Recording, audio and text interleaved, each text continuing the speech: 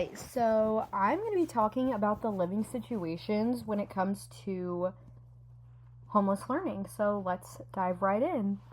Alright, so students experiencing homelessness often face very unstable living situations, such as staying in shelters, motels, cars, or even temporarily with their relatives or friends. These constant changes can make it very difficult to maintain a consistent routine, get enough sleep, complete homework, and attend school on a regular basis. And because of this, so many students are experiencing high levels of stress, lower academic achievement, and a much higher rate of absences. Creating stability at school can make a very, very big difference in helping these students succeed. Over 1.4 million students in U.S. public schools experience homelessness, and many homeless students live in shelters, motels, double-dip housing, and not on the streets like you might think. Housing instability is linked to higher absenteeism, lower academic performance, a lot of stress and anxiety, and a very higher risk of falling behind academically. I actually worked at an elementary school, and we had a homeless kindergartner, and she had a very hard time getting to school because of transportation. She was in different states just trying to find a place to live with her family, and because of this, she was falling behind academically, but we did help her as best as we could and made our classroom very loving and supporting. And then I attached this visual here stating that homelessness deeply affects children and learning, and only 88% of children experiencing homelessness are actually enrolled in a school at all, and up to 45% do not attend regularly. These students are twice as likely to be chronically absent and 87% more likely to drop out. So I'm going to play this video that explains a little bit more on homeless learning. Do you see the child experiencing homelessness? It'll take more than a glance. Despite record numbers of U.S. children without a permanent home, many experiencing homelessness remain largely invisible. And COVID-19 has made the problem even worse. Why does it matter? For a better future, every child needs an education. But families and youth experiencing homelessness can face unfair hurdles that make it difficult to enroll and participate in school. We all have a role to play, ensuring each child has the opportunity to learn. What can you do? It starts with looking closer. Just because homelessness isn't easy to spot, doesn't mean it's not there. If you've identified a child or a family who may need help, whether you are a teacher or a member of the community, learn more by talking with them with sensitivity. And finally, act by helping families and youth experiencing homelessness connect to resources at school and exercise their right to an education. So, here are some ways that we can help homeless learners as educators. It did mention a couple in our previous video, but let's dive into it a little bit more. So, unfortunately, teachers cannot solve homelessness as a whole, but they can make school a place where students are feeling safe, loved, supported, and cared for. Building strong relationships, keeping a very consistent classroom routine, and helping families connect with resources genuinely does make a very big difference for these students. Even small acts of kindness, patience, and understanding can help students feel way more comfortable and give them a better chance to succeed in school. And I have listed here, again, that building trusting relationships with students, create a predictable and welcoming classroom environment, being flexible with assignments and deadlines when appropriate, providing school supplies and hygiene items discreetly is a huge one, connecting families with school and community resources, respect students' privacy and avoid drawing attention to their living situation, and recognizing signs of stress or trauma and offering support when needed are all ways that we can help homeless learners feel supported, loved, and cared for. And I also have this attached that we are here to help our students experiencing homelessness because we always should be doing that as educators.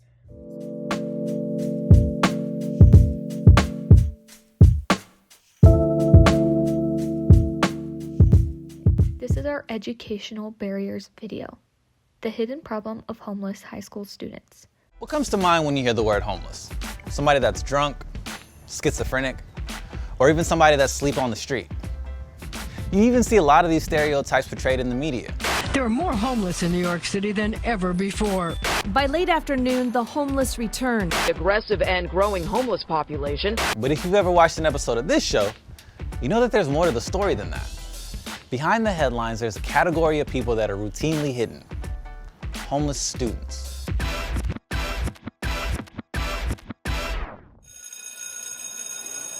Just how big of a problem is student homelessness? And how are they supposed to get help? I met up with Dante to hear his story. It was 2012, and it was just me and my uncle and my grandma who were living in the house. I was walking down the hill, and my mom was outside, and I remember she had already started crying. Her eyes were red. My grandma had just passed away, and like after that, it kind of dropped. Like, what happened was my uncle, he kind of kicked us out. It was barely like 4 days after, and he was basically like, "You guys gotta go." It gets me mad talking about it, but it's terrible, but it's whatever. So we moved in with my mom's friend for a little while until we found a shelter. It was difficult, you know. When I lived in the shelter, I couldn't take showers in the morning, so, you know, I stunk a little. One thing my mom says I'm good at is coping. Like, that's one of the best things. Like, she says I can be sleeping on a hardwood floor and still not be complaining. Like, as long as I have somewhere to sleep, right? There are many reasons why people become homeless. Maybe their rent is too high, maybe you're LGBTQ and your parents don't approve, so they kicked you out. Each situation is unique to the individual and where that person lives. But once students are homeless, it's really difficult to identify them because different federal agencies have different definitions of how to define who's homeless. HUD, the Department of Housing and Urban Development, has a pretty simple definition. You're homeless if you're A, living in a shelter, or B, living on the street. This gives us a snapshot of how many homeless people there are in the country during that year. But that count misses most homeless students. 80% of them couch surf, they live in motels, or they double up with other family or friends. They don't live on the street or in shelters, but they also don't have a permanent home of their own. The Department of Education does consider these students homeless, and they estimate that there are 1.3 million of them. That's double the amount from just 10 years ago. So how do homeless students get the help they need? Increasingly, schools have picked up the slack. Every public school is required to have a homeless liaison on staff. It's that person's job to make sure that homeless students have a smooth, stable experience while at school. But there's a problem. States haven't been required to track their graduation rates until very recently. But in the 5 states that do, the data is pretty clear. Homeless students are much less likely to graduate. A recent report offers a reason why. Most homeless students were uncomfortable telling people at school about their situation. The stigma of being homeless prevented them from seeking help. How did the other students and faculty and teachers treat you? I tried not to interact with students. Like, the people that I knew, you know what I'm saying? Like, they were cool with me. Like, they kind of knew my situation. As a young man, like 11 or 12, like you're not gonna want to tell anybody because you think being homeless is like being someone who's on the street, you know, dirty, not clean, you know, nowhere to stay. Like, those things go through your mind, so you feel like as if you have no reason to tell anybody. What about like your grades? What about attendance? Like, how did that, what Attendance happened? was good, got in trouble a lot. I did homework, but I didn't at the same time. My mom worked at Goodwill for like 2 years. It was pretty hard on me, seeing her like struggle.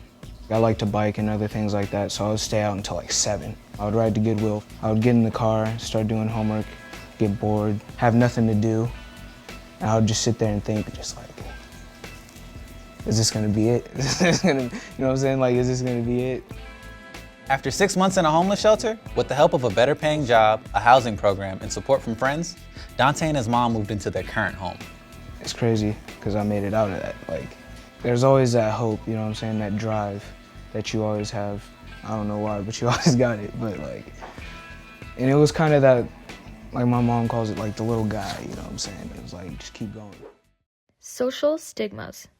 Students experiencing homelessness encounter significant social stigmas, such as shame, fear of exposure, and stereotypes of laziness, dirtiness, or brokenness of themselves or their families. Many hide their housing situation by isolating themselves, avoiding school activities, and missing essential academic or social support. The instability of not having a permanent home often leads to stress, anxiety, depression, and feelings of isolation, which can hinder their concentration and learning. Instead of perceiving school as a safe environment, it may become an additional source of stress due to issues like hunger, sleep deprivation, fear of losing shelter, and battling stigmas related to homelessness.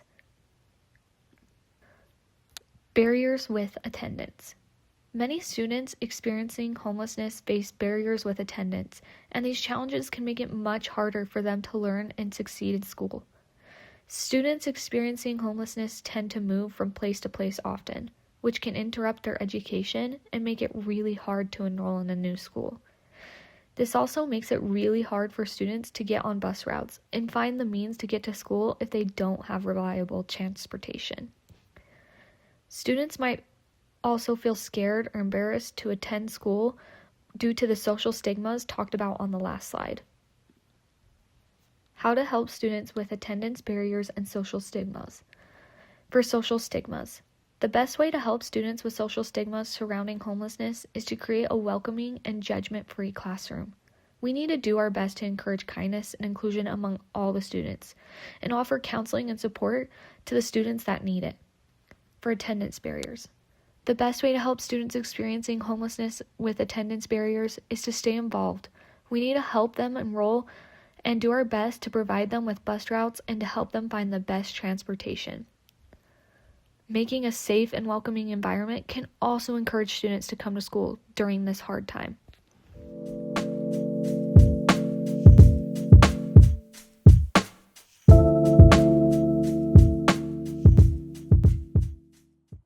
Hello everyone, today I'm going to be talking about adverse childhood experiences, also known as ACEs, and trauma, and how they can affect a child's education, development, and overall well-being.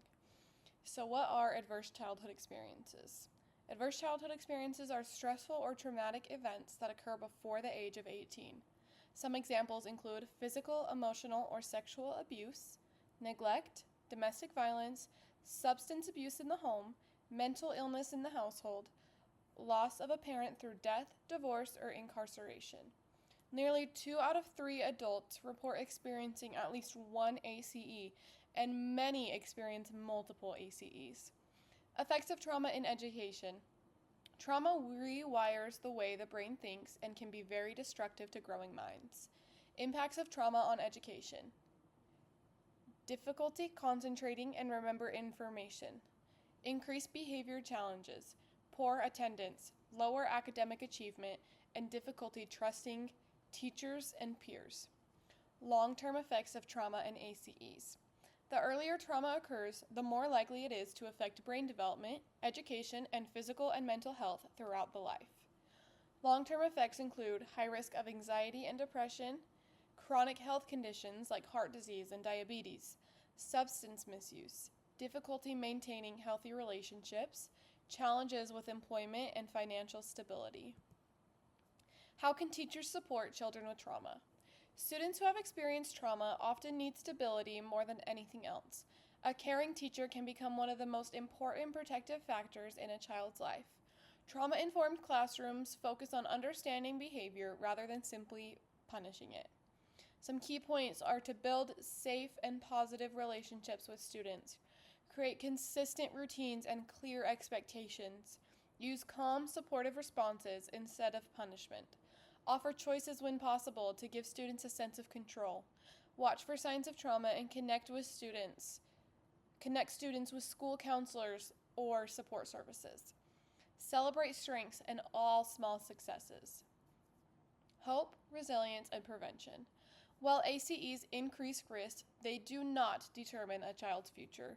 Research shows that supportive relationships and trauma-informed schools can significantly improve children's academic success and overall well-being. Some key points are positive relationships can help heal the effects of trauma.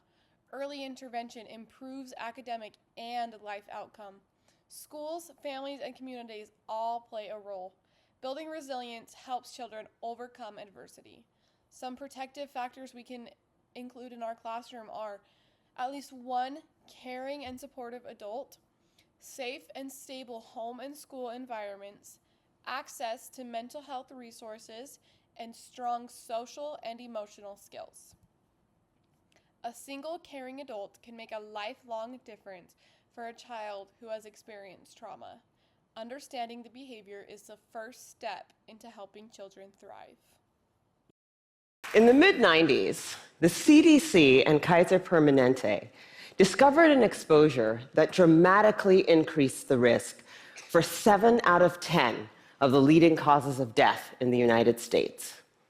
In high doses, it affects brain development, the immune system, hormonal systems, and even the way our DNA is read and transcribed. Folks who are exposed in very high doses have triple the lifetime risk of heart disease and lung cancer, and a 20-year difference in life expectancy. And yet doctors today are not trained in routine screening or treatment. Now, the exposure I'm talking about is not a pesticide or a packaging chemical. It's childhood trauma. Okay, what kind of trauma am I talking about here? I'm not talking about failing a test or losing a basketball game. I am talking about threats that are so severe or pervasive that they literally get under our skin and change our physiology. Things like abuse or neglect, or growing up with a parent who struggles with mental illness or substance dependence.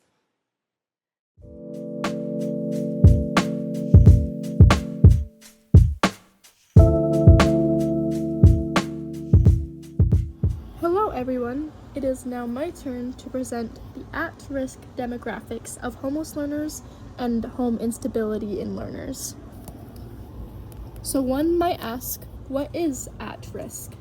At-risk students refers to student or student groups who face a higher statistical likelihood of academic struggle, like grade retention or dropping out. At-risk students can happen in many different demographics, ways, and reasons. There could be many factors to why a student may be considered at risk.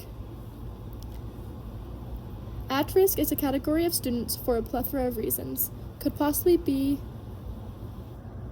at risk for not meeting academic or social expectations when it comes to learning in school and not graduating high school. How does this apply to homelessness learners? As an educator, it is crucial to be mindful of certain demographics when it comes to at-risk students for any reason. Paying attention to these at-risk students might help you as an educator identify students who may be having homelessness or home safety issues. It is important to identify these because there are things as educators we can do to help accommodate these learners and help these students reach their full potential for at-risk demographics.